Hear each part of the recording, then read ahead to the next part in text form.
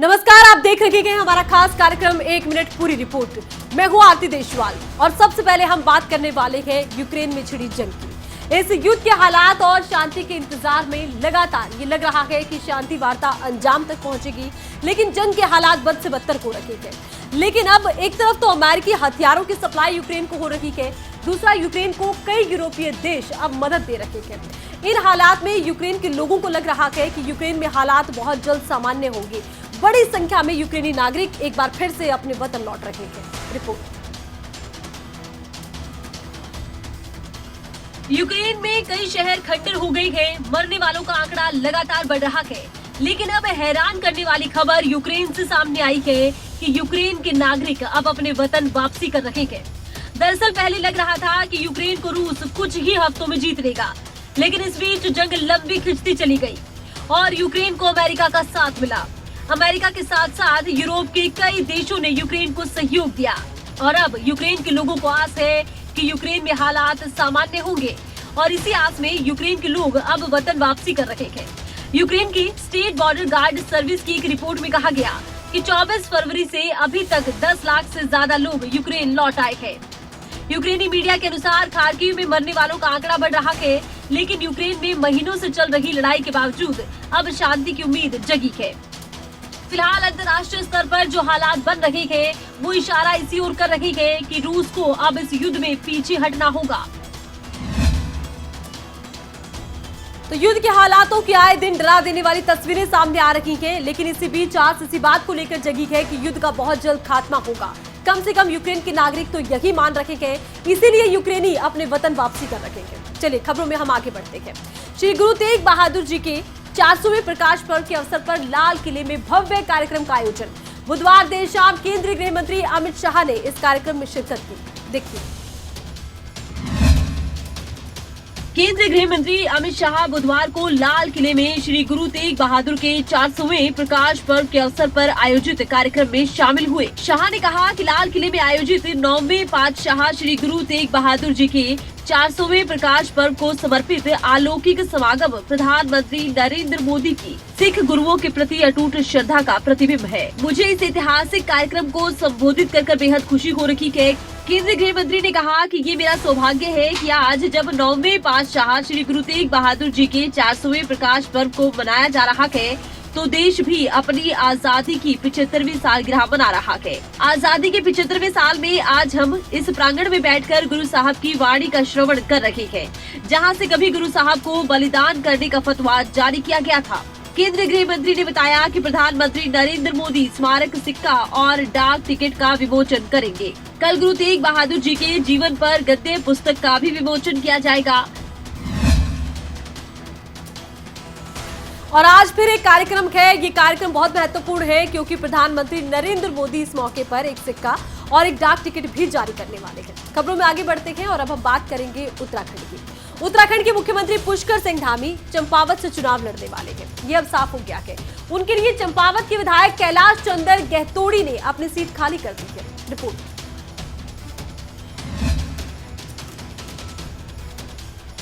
उत्तराखंड के सीएम पुष्कर सिंह धामी चंपावत विधानसभा सीट से उपचुनाव लड़ेंगे। उनके चंपावत सीट से चुनाव लड़ने की औपचारिक घोषणा हो चुकी है। चंपावत विधानसभा सीट से बीजेपी विधायक कैलाश चंद्र गहतोड़ी ने अपना इस्तीफा विधानसभा स्पीकर को सौंप दिया है। स्पीकर ने उनका इस्तीफा स्वीकार कर लिया है। चंपावत विधानसभा सीट के लिए उपचुनाव होगा। यहां से सीएम पुष्कर सिंह धामी उपचुनाव लड़ेंगे। बता दें कि एक दिन पहले विधायक कैलाश चंद्र गहतोड़ी ने उत्तराखंड बीजेपी प्रदेश नेतृत्व को अपने इस्तीफे की जानकारी दी थी। वीरवार को आधिकारिक तौर पर विधानसभा स्पीकर को इस्तीफा सौंप दिया है। दरअसल विधानसभा चुनाव के दौरान मुख्यमंत्री पुष्कर सिंह धामी खटीमा विधानसभा सीट से चुनाव हार गए थे। मुख्यमंत्री बनने के बाद उनको 6 महीने के अंदर विधानसभा में पहुंचना है। ऐसे में उनके लिए सुरक्षित विधानसभा सीट की तलाश की जा रही थी।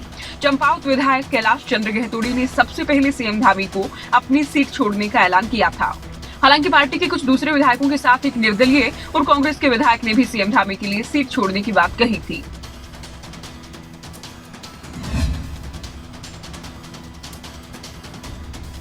गौरतलब है कि मुख्यमंत्री पुष्कर सिंह धामी खटीमा से अपनी विधानसभा सीट हार गए थे। उसके बाद से लगातार कयास लगाए जा रहे थे कि कौन सी वो विधानसभा सीट होगी जहां से कि पुष्कर सिंह धामी चुनाव लड़ने वाले थे। तो अब ये साफ हो गया है कि चंपावत वो सीट होगी। खबरों में आगे बढ़ते हैं। उत्तराखंड में तापमान में बढ़ोतरी के साथ ही जंगलों में आग लगने की घटनाएं लगातार बढ़ रही हैं और इसको लेकर वन विभाग सचेत है, लेकिन लगातार फैलती आग ने अब डर बना दिया है। उत्तराखंड में तापमान में बढ़ोतरी के साथ ही जंगलों में आग लगने की घटनाएं भी लगातार बढ़ रही है। जंगलों की बेकाबू आग के सामने वन विभाग पूरी तरह से बेबस नजर आता है। हालांकि मुख्यमंत्री पुष्कर सिंह धामी लगातार मॉनिटरिंग कर रहे हैं और वन विभाग के अधिकारियों को आग पर काबू पाने के लिए दिशा निर्देश भी दे रहे हैं। फायर सीजन में जंगल की आग पर काबू पाने के लिए वन विभाग को काफी मशक्कत करनी पड़ रही है। अल्मोड़ा, पिथौरागढ़, चंपावत, नैनीताल, पौड़ी, टिहरी, रुद्रप्रयाग, चमोली जिले में तमाम स्थानों पर जंगल सुलग रहे हैं। जरूरत पड़ने पर एसडीआरएफ की मदद भी ली जा रही है। वहीं अगर हालात और बिगड़े तो वायुसेना की भी सहायता ली जाएगी। प्रदेश में जंगलों में आग की घटना 721 हो गई है और कुल 1020 हेक्टेयर वन क्षेत्र प्रभावित है। वन विभाग के अधिकारी आग बुझाने के लिए मशक्कत कर रहे हैं। पहाड़ में विकराल होती जंगल की आग को देखते हुए वन विभाग हाई अलर्ट पर है। सभी प्रभागीय विभाग अधिकारियों को अलर्ट रहने और क्रूज स्टेशन से समन्वय स्थापित करने को कहा गया है।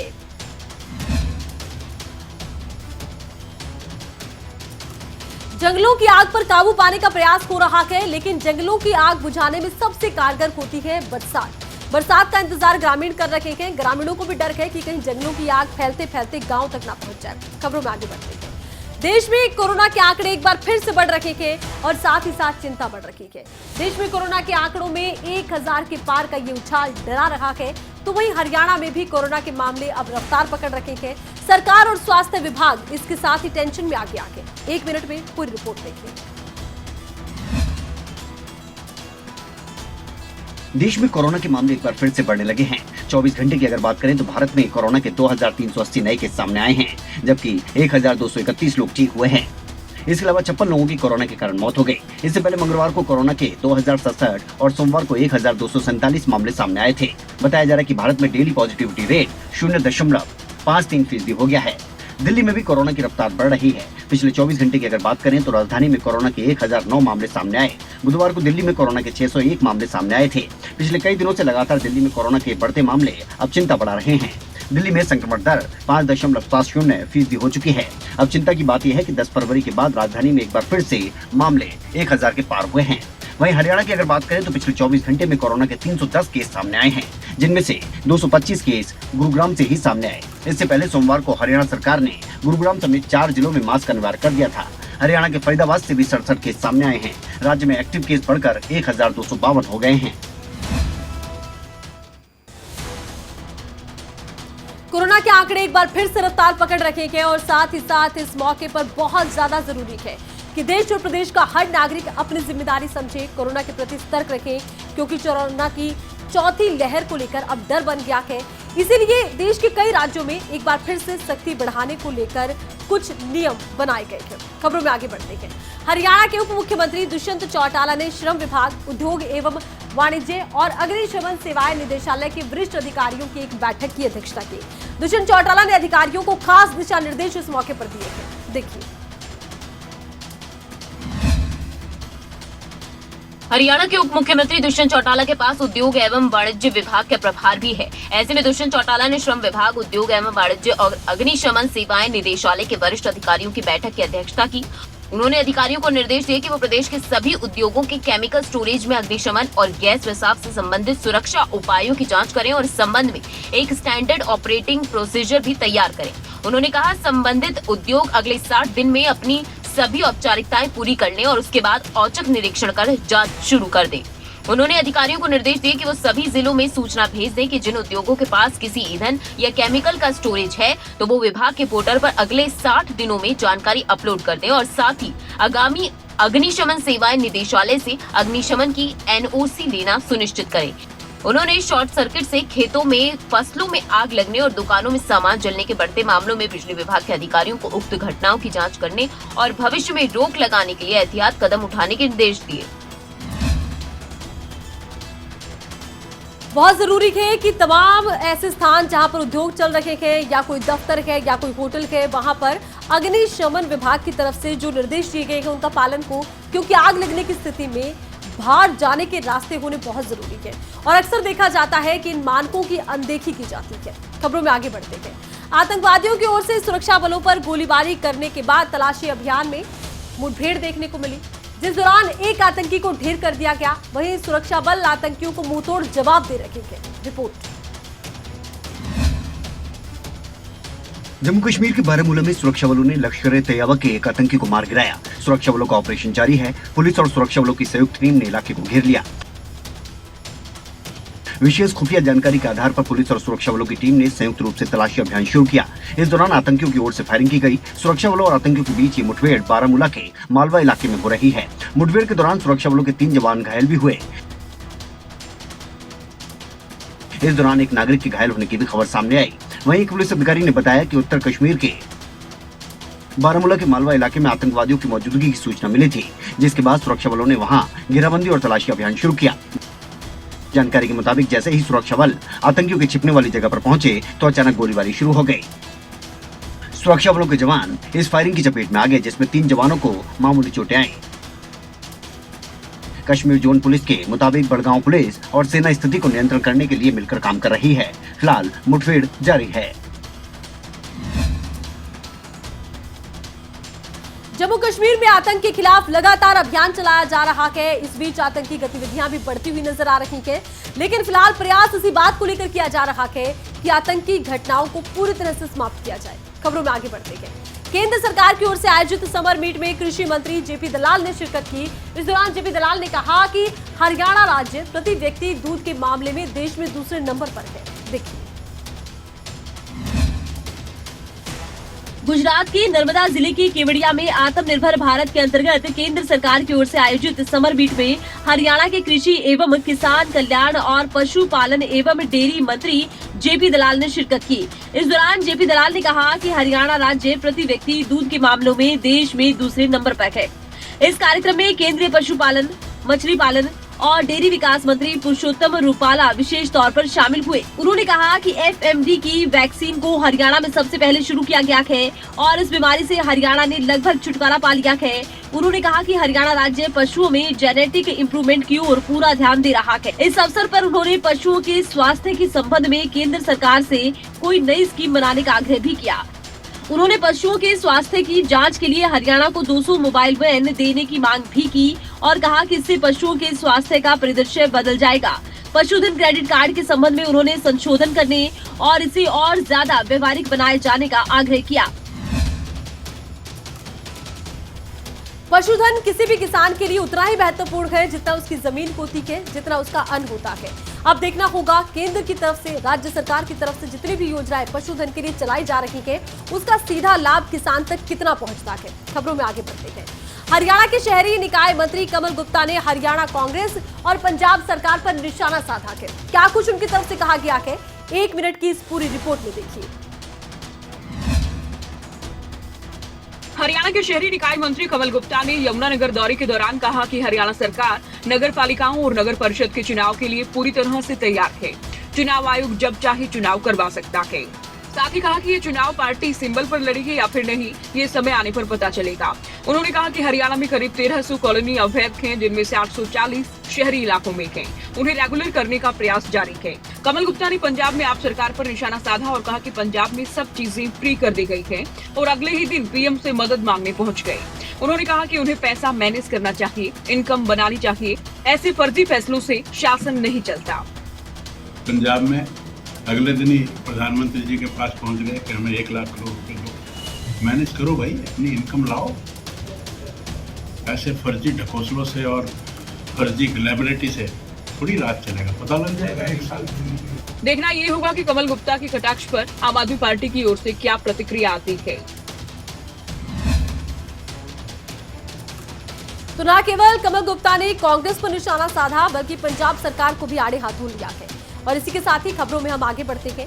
हरियाणा के मुख्यमंत्री मनोहर लाल ने गुरुग्राम में जिला कष्ट निवारण समिति की बैठक की अध्यक्षता की। ये बैठक स्वतंत्रता सेनानी जिला परिषद हॉल में हुई, जिसमें 18 समस्याओं का मुख्यमंत्री के सामने निदान करने का प्रयास रहा। देखिए। हरियाणा के मुख्यमंत्री मनोहर लाल ने गुरुग्राम में जिला कष्ट निवारण समिति की बैठक की अध्यक्षता की। ये बैठक स्वतंत्रता सेनानी जिला परिषद हॉल में हुई, जिसमें 18 समस्याएं मुख्यमंत्री के सामने रखी गई। जिला कष्ट निवारण समिति की बैठक में सभी मनोनीत सदस्यों और जिला प्रशासन के अधिकारी मौजूद रहे। इसके अलावा मुख्यमंत्री के अलावा जिला के विधायक, मेयर और अधिकारी भी इस बैठक में मौजूद रहे। ज्यादातर शिकायतों को मौके पर ही निपटारा किया गया। इससे पहले की अगर बात करें तो ग्रीवेंस कमेटी की बैठक में मुख्यमंत्री मनोहर लाल ने सभी अधिकारियों को अलर्ट होकर लोगों की समस्याओं का समाधान करने के आदेश दिए थे और कहा था कि जरूरी नहीं कि समस्याएं इस समिति की बैठक में ही रखी जाएं और तभी समाधान हो। अधिकारियों को सीधे तौर पर मिलने वाली समस्याओं को तुरंत निपटाने की बात भी मुख्यमंत्री की तरफ से कही गई थी। साथ ही मुख्यमंत्री ने कहा था कि इस मामले में कोताही सहन नहीं होगी। बैठक में फरियादी भी अपनी समस्याओं के निपटारे के आश्वासन से संतुष्ट नजर आए। ग्रीवेंस कमेटी की इस बैठक में भारी संख्या में लोग मौजूद रहे और इन लोगों ने अपनी समस्याओं को खुलकर मुख्यमंत्री के सामने रखा था। साथ ही मुख्यमंत्री ने भी ज्यादातर समस्याओं का मौके पर ही निपटारा किया। साथ ही अधिकारियों को भी खास दिशा निर्देश दिए। मुख्यमंत्री की तरफ से अधिकारियों को खास तौर पर दिशा निर्देश दिए गए हैं कि जो भी समस्याएं सरकारी दफ्तरों में लेकर लोग आते हैं उनका समाधान किया जाए, ताकि कष्ट निवारण समिति के समक्ष लोगों को अपनी समस्याएं लेकर न आना पड़े और समस्याओं के समाधान का पूरी तरह से प्रयास करना होगा। खबरों में आगे बढ़ते हैं। किसान नेता राकेश टिकैत करनाल पहुंचे। टिकैत ने करनाल में जज के परिजनों से मुलाकात की और परिजनों को ये विश्वास दिलवाया कि वो जज हत्याकांड में सीएम से बात कर सीबीआई जांच की मांग जरूर उठाएंगे। 1 मिनट में पूरी रिपोर्ट देखिए। किसान नेता राकेश टिकैत करनाल में जज के घर पहुंचे। टिकैत ने जज के परिजनों से मुलाकात की। राकेश टिकैत ने जज के परिजनों को विश्वास दिलाया कि सरकार से बात करेंगे, पूरे मामले में सीबीआई जांच हो, ये भी मांग की गई। बता दें, जज हत्याकांड में पुलिस की अब तक की छानबीन से जज की चाची पर लगे सभी आरोप सही पाए गए थे। सीबीआई की जांच इनकी पूर्ण रूप से बैठता है, इनका हक बैठे हैं कि सीबीआई की जांच हो जाए और उससे क्लियर हो जाए और वो पूरा, क्योंकि सीबीआई होगी तो सब चीज़ वो बताएगी, एक मिनट टू मिनट की सारी चीज़ें घटनाओं पूरा बताएगी, तो उससे संतुष्टि होगी, घर वालों को भी होगी, समाज के लोगों को भी होगी। टिकैत की माने तो इस पूरे केस में पुलिस ने केवल एक महिला पर फोकस किया है, लेकिन अगर सीबीआई जांच होगी तो हत्या से जुड़े दूसरे तथ्य भी सामने आएंगे। लिहाजा टिकैत इस पूरे मामले की सीबीआई जांच के लिए सीएम से बात करेंगे। इस बीच टिकैत ने करनाल के किसानों से भी मुलाकात की। किसानों से प्रदेश भर के किसानों से जुड़े कई अहम मुद्दों पर बातचीत की गई। जज हत्याकांड में एक तरफ तो पुलिस जांच कर रही है और दूसरी तरफ जज के जो परिजन है वो सीबीआई जांच की मांग कर रहे हैं। अब राकेश टिकैत जज के परिजनों से मिलने पहुंचे। उन्होंने उन्हें विश्वास दिलवाया कि वो सीबीआई जांच की मांग जरूर करेंगे। खबरों में आगे बढ़ते हैं। बहादुरगढ़ के आधुनिक औद्योगिक क्षेत्र में एक अधिकारी को बंधक बनाने का एक मामला सामने आया, जहां एफआईआर दर्ज करवाए जाने का मामला तूल पकड़ता जा रहा है। वहीं उद्योगपतियों ने उल्टा अधिकारी पर रिश्वत लेने के लिए परेशान करने के आरोप चढ़े हैं। रिपोर्ट।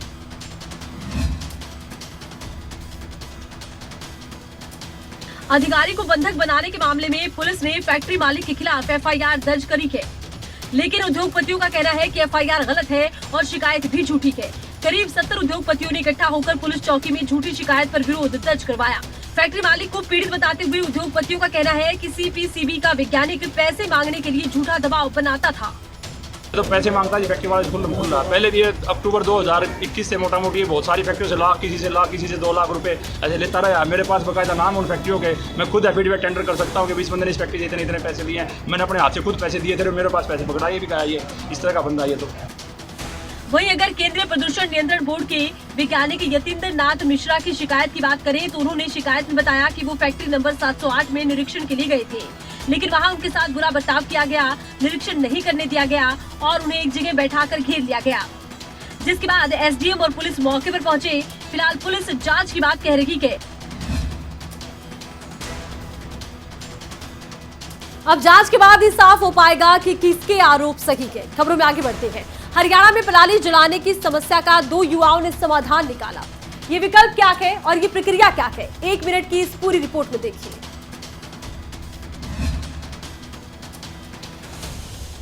हरियाणा और पंजाब में हर साल पराली जलाने के मामले सामने आते हैं। इसी के चलते अक्टूबर-नवंबर महीने में प्रदूषण बढ़ता है, जिससे कई सालों से लोग परेशान हैं। सरकार ने भी नियम कड़े बनाए हैं, लेकिन कोई समाधान निकलता नजर नहीं आया। ऐसे में हरियाणा के हिसार के रहने वाले मनोज नेहरा और विजय शुरान ने 2 साल कड़ी मेहनत की ऐसा प्रोजेक्ट तैयार किया है जिससे पराली से बायो कोयला बनाया जा सकता है। कोयले को फार्मर कोल का नाम दिया गया है। पराली के जरिए कोयला बनाने के लिए गाय के कंपोस्ट में पराली को मिलाकर ब्रिकेटिंग मशीन से कोयला तैयार किया जाता है। सबसे पहले पराली को ग्राइंडर में पीसा जाता है, उसके बाद 70% और लगभग 30% पशुओं के गोबर का कंपोस्ट मिलाकर मिक्स किया जाता है, जिसके बाद तैयार किए गए घोल को ब्रिकेटिंग मशीन के जरिए प्रेस कर छोटे छोटे पैलेट तैयार किए जाते हैं। पैलेट को कोयले के विकल्प के तौर पर इस्तेमाल किया जाता है। इस तकनीक से जो फार्मर कोल बनाया है, इससे किसानों को फायदा होगा। उन्हें खेत में बचा वेस्टेज जलाना नहीं पड़ेगा। इसके साथ ही काले कोयले की तुलना में ये प्रदूषण भी कम फैलाता है।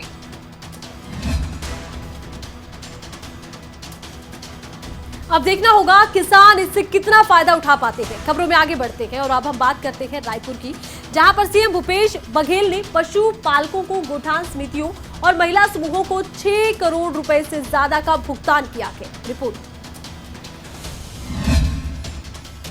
छत्तीसगढ़ के मुख्यमंत्री भूपेश बघेल ने गोधन न्याय योजना के अंतर्गत गोबर खरीदी भुगतान तथा लाभांश वितरण के रूप में पशुपालक ग्रामीणों, गोठान समितियों और महिला समूहों को 6 करोड़ 69 लाख रुपए का भुगतान किया। मुख्यमंत्री निवास कार्यालय में आयोजित कार्यक्रम में उन्होंने ऑनलाइन राशि को ट्रांसफर किया। इस दौरान सीएम बघेल ने 29 मार्च से 15 अप्रैल तक गोठान में क्रय किए गए गोबर के एवज में 2 करोड़ 97 लाख रुपए, गोठान समितियों को 2 करोड़ 43 लाख रुपए और महिला समूहों को 1 करोड़ 50 लाख रुपए का लाभांश जारी किया। इस मौके पर मुख्यमंत्री ने छत्तीसगढ़ की गोधन न्याय योजना को राष्ट्रीय एलिट्स इनोवेशन अवार्ड मिलने पर खुशी जाहिर की और कृषि विभाग के अधिकारियों और अन्य को बधाई और शुभकामनाएं दी। इस मौके पर मुख्यमंत्री बघेल ने कहा कि गोधन न्याय योजना की सफलता की चर्चा आज देश के अन्य राज्यों में होने लगी है और इस योजना को अपने राज्य में लागू करने के लिए आकर्षित हो रहे हैं। उन्होंने कहा कि गोधन न्याय योजना का संचालन राज्य में मिशन मोड में आ गया है। अब देखना होगा छत्तीसगढ़ के बाद और कौन कौन से राज्य गोधन न्याय योजना का लाभ उठाते हैं। खबरों में आगे बढ़ते हैं। जहांगीरपुर में हिंसा के बाद अवैध अतिक्रमण पर चलाए गए बुलडोजर को लेकर सुप्रीम कोर्ट में फिर सुनवाई हुई। कोर्ट के दखल के बाद ये कार्रवाई रोक दी गई थी। अब सुप्रीम कोर्ट ने इस मामले में 2 हफ्ते बाद सुनवाई तय करने की बात कही है। तब तक एमसीडी कोई कार्रवाई नहीं कर पाएगा। देखिए। दिल्ली जहांगीरपुरी में हिंसा के बाद अवैध अतिक्रमण पर चलाए गए बुलडोजर को लेकर सुप्रीम कोर्ट में एक बार फिर से सुनवाई हुई। जस्टिस एल नागेश्वर राव और BR गवई की सुप्रीम कोर्ट की बेंच ने दिल्ली के जहांगीरपुरी में विध्वंस अभियान के खिलाफ याचिका पर सुनवाई की। कोर्ट ने मामले पर एक बार फिर से रोक जारी रखी है, यानी यथास्थिति बरकरार रहेगी। इसके अलावा सरकार से भी हलफनामा मांगा गया है। अब मामले में सुनवाई 2 हफ्ते बाद होगी। इससे पहले याचिकाकर्ता की तरफ से वकील दुष्यंत दवे ने दलील रखते हुए कहा कि एक राष्ट्रीय महत्व का मसला है। पहले कभी दंगे के बाद इस तरह की कार्रवाई नहीं हुई। एक समुदाय को निशाना बनाया जा रहा है। दवे ने आगे कहा कि पुलिस ने हिंदू पक्ष के ऊपर भी FIR की है, जिसके बाद सॉलिसिटर जनरल ने उन्हें केस के तथ्यों पर बात करने के लिए कहा। उन्होंने कहा कि ये भाषण का मंच नहीं है, आप केस पर बात कीजिए। जिसके बाद दवे ने कहा कि कानून का 5 से 15 दिन का नोटिस मिलना चाहिए था। ऐसे मामलों में कई बार कोर्ट ने नोटिस की मियाद को बढ़ाया है। साथ ही कोर्ट में याचिकाकर्ता के वकील कपिल सिब्बल ने भी अपनी दलील दी। फिलहाल देखना यह होगा कि 2 हफ्तों में होने वाली अब सुनवाई पर क्या कुछ निकलकर सामने आता है।